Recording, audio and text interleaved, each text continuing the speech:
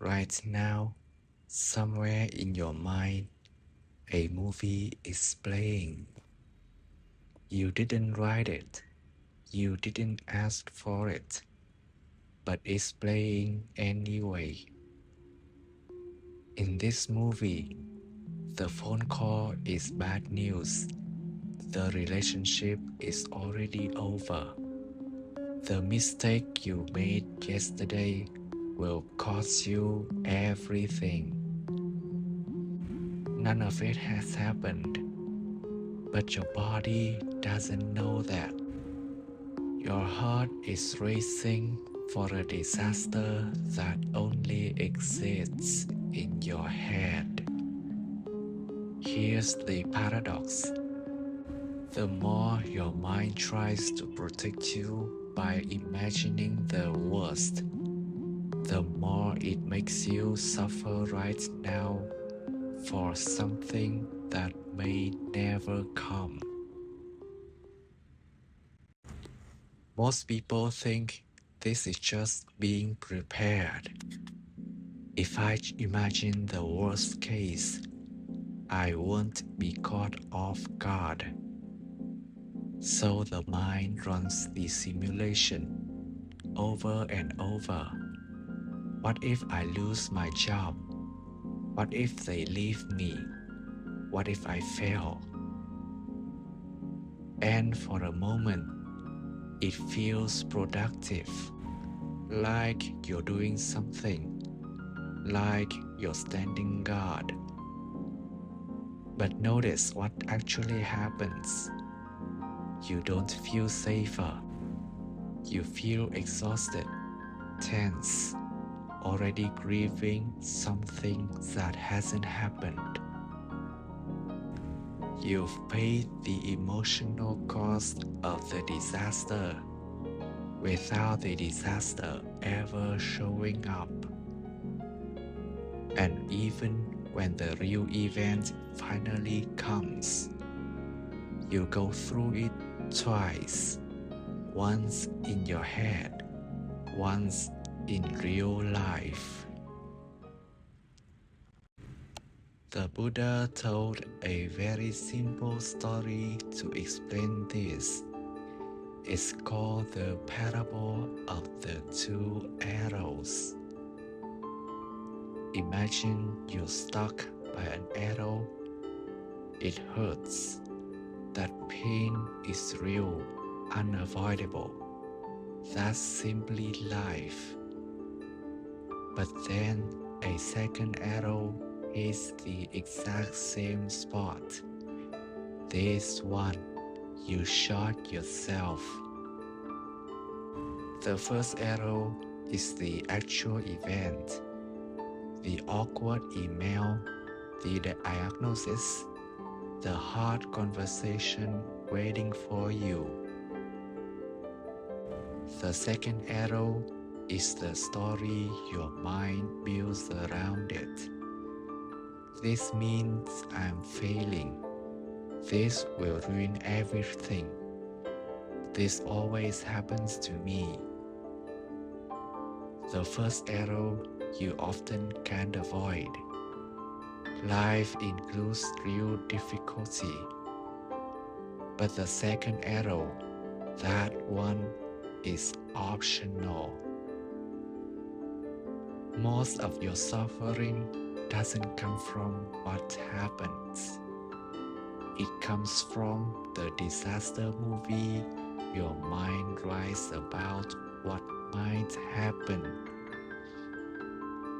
The Buddha wasn't saying, don't feel pain. He was saying, notice how much of your pain you are adding yourself. This isn't about pretending everything is fine. It's about asking a much quieter question. Is this actually happening? Or am I rehearsing something that hasn't? When you can name the second arrow, the moment is flying, it loses its grip. You feel it. You don't have to follow it. You start to feel the difference between a real problem in front of you and a story your mind is telling about a problem that isn't. I want to tell you about someone. Let's call her Felicia. She worked in a hospital and she was good at her job. One afternoon, her manager sent a message. Can we talk tomorrow morning? No details, just that line. By evening, Felicia has already been fired in her head. She'd already packed her desk, already imagined telling her family. She didn't sleep that night. Her mind kept running the same scene, the meeting, the bad news, the aftermath, again and again, like rehearsing a play no one asked her to perform. The next morning, exhausted, she walked into her manager's office, already braced for the worst. Her manager smiled. I want to ask if you'd like to lead the new training program next month. Felicia sat there for a moment, stunned, not by the offer, but by how real the disaster had felt the night before. A disaster that had never existed anywhere except in her own mind. Later, she told a friend, I didn't get hurt by what happened. I got hurt by the movie I made up about what might happen. That night became the moment Felicia started noticing her own second arrows, not to stop them completely, but to recognize them the second they appeared.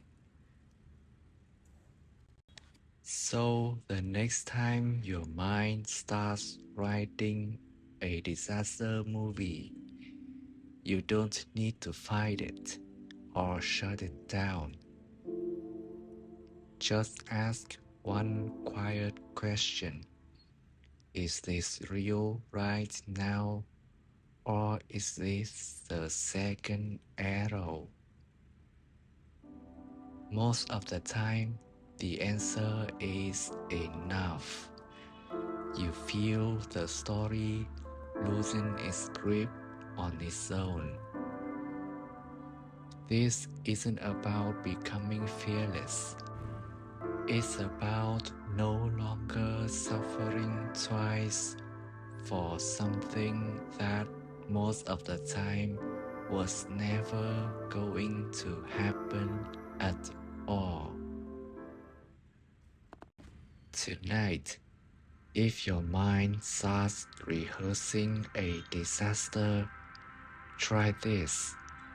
Pause and quietly ask, is this the first arrow or the second? If you try it, leave a comment with one word about what you noticed.